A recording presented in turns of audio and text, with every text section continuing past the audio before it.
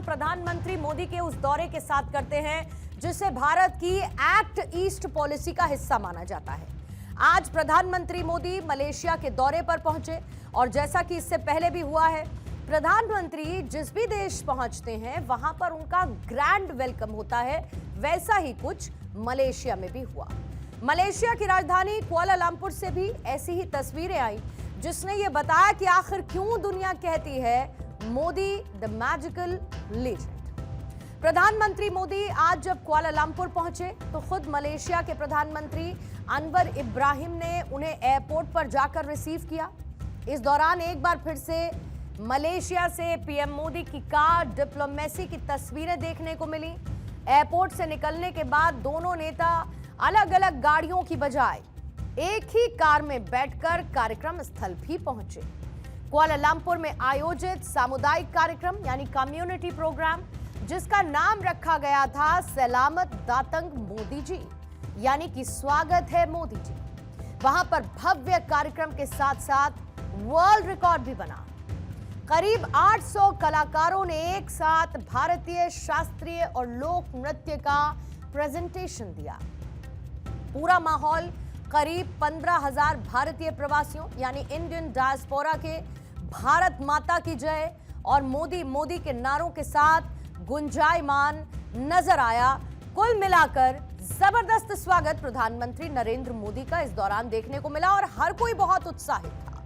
हर कोई प्रधानमंत्री से मिलने के लिए बेकरार था और इन सब में मलेशिया मानो मिनी इंडिया सा दिखाई देने लगा, जहां पर हर किसी पर मोदी मैजिक भी नजर आया।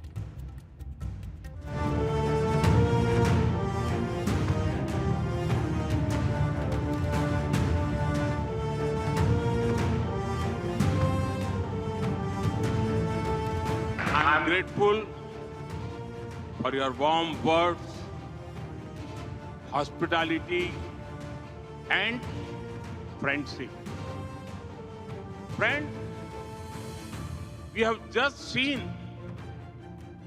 our record-setting cultural performance.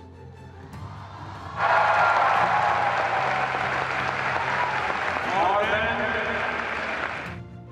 800 dancers in perfect harmony.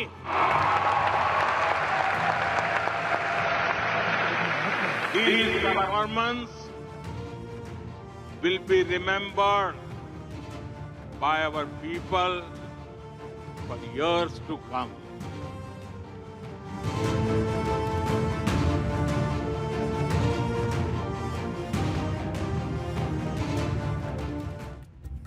और आज आपको यह भी देखना चाहिए कि मलेशिया जो एक मुस्लिम बाहुल देश है, वहां पर किस तरीके से प्रधानमंत्री नरेंद्र मोदी का पलक पावड़े बिछाकर स्वागत किया गया।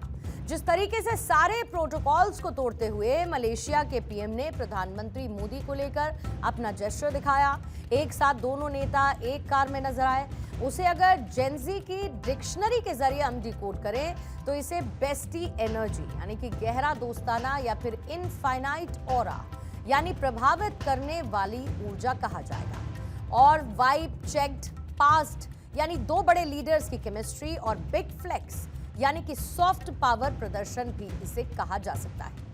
आपने कभी ये सोचा है कि पीएम मोदी जब भी किसी विदेशी दौरे पर जाते हैं तो उनके अपने ही जियोपॉलिटिकल मायने होते हैं। कई बार भारत में ऐसा हुआ जब विपक्ष ने प्रधानमंत्री मोदी की विदेश यात्रा पर सवाल उठाए, लेकिन जिस तरीके के नतीजे प्रधानमंत्री मोदी की यात्रा के बाद से सामने आए, उसने हर किसी की बोलती बंद कर दी। आज ऐसे में प्रधानमंत्री मोदी की मलेशिया यात्रा, इसका इंपैक्ट, इसकी इंपॉर्टेंस को करेंगे डीकोड। अब रिलेशंस अपग्रेडेशन। अगस्त 2024 में भारत और मलेशिया के रिश्तों में कॉम्प्रिहेंसिव स्ट्रेटेजिक पार्टनरशिप के लेवल पर पहले ही फैसला लिया जा चुका है। प्रधानमंत्री मोदी के विजिट उस साझेदारी को कागजों से निकालकर हकीकत में बदलने का एक बड़ा मौका है और ये दौरा ये भी दिखाता है कि भारत आसियान देशों के साथ केवल व्यापार नहीं बल्कि सुरक्षा और तकनीक में भी गहरी हिस्सेदारी चाहता है। फिर डिफेंस डिप्लोमेसी। भारत मलेशिया को अपने डोर्नियर विमान बेचने की तैयारी में है। इसके साथ ही स्कॉर्पियन, पनडुब्बी और सू-30 लड़ाकू विमानों के मेंटेनेंस के लिए भी दोनों देशों के बीच में बातचीत चल रही है। फिर समुद्री रक्षा की अगर हम बात करेंगे तो स्ट्रेट ऑफ मलक्का, जिसे ग्लोबल ट्रेड का एक इंपॉर्टेंट रूट कहा जाता है, उसके पास मलेशिया की स्थिति भारत के लिए रणनीतिक रूप से बहुत महत्वपूर्ण है, खासकर चीन की बढ़ती हलचल को देखते हुए। फिर सॉफ्ट पावर डिप्लोमेसी, यानी मलेशिया में जहां पर करीब 29 लाख भारतीय मूल के लोग रहते हैं, जो कि पूरी दुनिया में तीसरी सबसे बड़ी संख्या है, और भारत अपनी इसी सॉफ्ट पावर का इस्तेमाल रिश्तों को भावनात्मक मजबूती देने के लिए कर रहा है। फिर digital and financial connect, Bharat अपने डीपीआई यानी डिजिटल पब्लिक इंफ्रास्ट्रक्चर को ग्लोबल बना रहा है। इस दौर में भारत के यूपीआई और मलेशिया के पे नेट के बीच में समझौते की पूरी उम्मीद है। इसके अलावा चिप मैन्युफैक्चरिंग के क्षेत्र में दोनों देश मिलकर काम करने वाले हैं। प्रधानमंत्री जब यहां पर पहुंचे तो उन्होंने बीते साल आसियान समिट को मिस करने का भी जिक्र किया और साथ ही ये भी कह दिया कि इस बार मैंने अपना ये वादा निभाया है। अब जो एक्ट ईस्ट पॉलिसी है उसके हिसाब से ये दौरा मानो नई एनर्जी वाला है, जिसे प्रधानमंत्री मोदी ने मलेशिया में दिखाया भी है। When we met in 2015, I spoke to you about India's potential. Now, I speak to you about India's performance. In one decade, India has seen a massive transformation. Then, we were the 11th largest economy in the world. Make in India was a sapling that was just planted. Now, India is the world's second largest mobile manufacturer. Our defense exports have gone up nearly 30 times since 2014. India has also become the third largest startup hub in the world. Nearly half of the world's real-time digital transactions happen in India, thanks to our UPI platform. और इस दौरे के जरिए भारत और Malaysia पुराने मतभेद जैसे कि जाकिर नाइक का मुद्दा या कश्मीर पर अपने रुख को पीछे छोड़कर भविष्य की तरफ देख रहा है। प्रधानमंत्री मोदी को लेकर मलेशिया के पीएम का जेस्चर यही बताता है। मलेशिया विजिट की एक और खास बात यह भी है कि साल 2026 में पीएम मोदी ने पहली विदेश यात्रा के तौर पर मलेशिया को चुना है और दूसरी तरफ प्रधानमंत्री मोदी 11 साल बाद 2 दिन के मलेशिया दौरे पर भी पहुंचे हैं। अब पाकिस्तान जो लगातार इस कोशिश में रहा कि वो मुस्लिम बाहुल देशों के साथ अपनी नजदीकियों को बढ़ाए, हाल ही के दिनों में पाकिस्तान इस्लामिक नेटो के जरिए एक नई स्ट्रैटेजी पर आगे बढ़ रहा है। लेकिन किस तरीके से प्रधानमंत्री मोदी ने पाकिस्तान के इस इस्लामिक नेटो का काउंटर किया, हाल की 2 तस्वीरें ये दिखाती हैं। मसलन यूएई के राष्ट्रपति शेख मोहम्मद बिन जायद अल नहयान, जिनका हालिया भारत दौरा 19 जनवरी 2026 को उस वक्त दुनिया की हेडलाइंस पर छाया जब वो सिर्फ 3 घंटे के भारत दौरे पर पहुंचे। इस दौरान उन्हें एयरपोर्ट पर रिसीव करने के लिए खुद प्रधानमंत्री मोदी पहुंचे, फिर उन्हें वो प्रधानमंत्री आवास पर लेकर गए।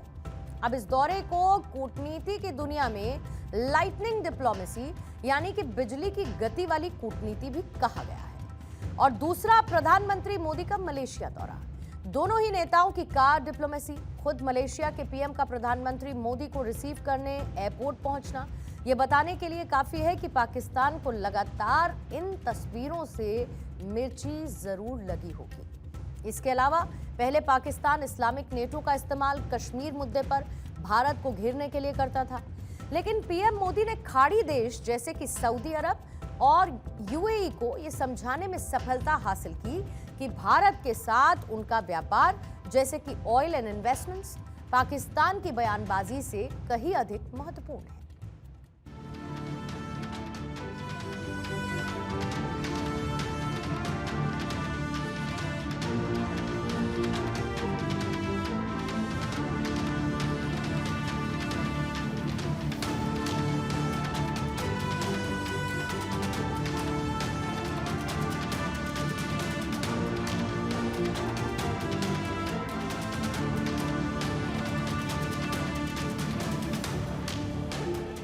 We look forward to seeing you in the Know India program. You will be happy to know that we will soon be opening a new consulate of India in Malaysia. This will bring us even closer. Friend, 1.4 billion Indians want to build a developed India by 2047. व्यापार साथ में defence strategy, इस lethal combination का लक्ष्य लेकर प्रधानमंत्री Modi Malaysia पहुंचे और दुनिया ने यह देखा कि प्रधानमंत्री मोदी का ऑरा कुछ इस तरीके का है कि सामने मौजूद कोई भी नेता उनका मुरीद हो जाता है, जैसा कि एक बार फिर मलेशिया में भी नजर आया। अब जैसे भारत का दबदबा जियोपॉलिटिक्स में बढ़ रहा है, उससे हर देश भारत के करीब आने की कोशिश कर रहा है, क्योंकि दुनिया ये मानती है कि भारत के साथ संबंध फायदे का सौदा है।